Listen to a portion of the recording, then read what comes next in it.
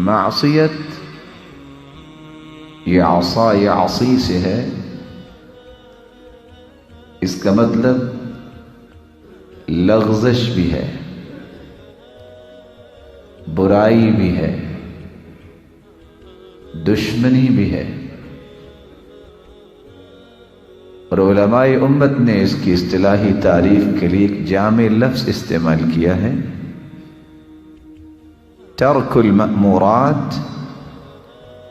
وفعل المحظورات ہی المعصیہ۔ جن چیزوں کا حکم دیا گیا ہے ان کو چھوڑ دینا، اور جن چیزوں سے منع کیا گیا ہے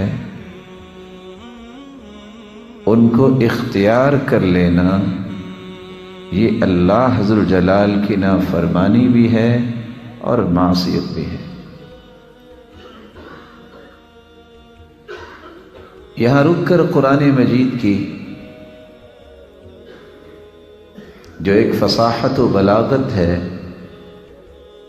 کہ قرآن مجید نے اللہ ذو الجلال کی نافرمانی کے لیے 9 سے 10 الفاظ کا چناؤ کیا ہے۔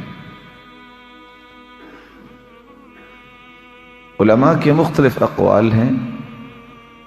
سب سے پہلے انسان سے خطا ہوتی ہے، غلطی ہوتی ہے، اور اس کی بنیاد کیا ہے؟ انسان جب زندگی گزارتے ہوئے اچانک سے اس کے دماغ میں کوئی خیال آتا ہے، اور خیال اس طرح آئے کہ فوراً نکل جائے، اس کو خاطرہ کہتے ہیں۔ خطر ببالی، بندہ مومن جس کو ایمانی طاقت اللہ نے دی ہوتی ہے وہ فوراً خاطرہ کو جھٹک دیتا ہے، لیکن جو اس کو جھٹکنے کی صلاحیت نہیں رکھتے تو یہ غلط خیال دوبارہ سے عود کر کے آتا ہے، تو یہ خاطرہ کی بجائے وسوسہ بن چکا ہوتا ہے، جس میں شیطان کا کچھ حصہ اس میں شامل ہو جاتا ہے۔ وساوس پہ کنٹرول کرنے کے اللہ کے رسول صلی اللہ علیہ وسلم نے طریقے بتائے ہیں۔ اعوذ باللہ من الشیطان الرجیم، اور اگر نماز میں وسوسہ آ رہا ہے تو اعوذ باللہ من خنزب، اور اگر عام زندگی میں کوئی وسوسہ تقدیر کے معاملے میں آ رہا ہے تو لا الہ الا اللہ کے الفاظ ہیں۔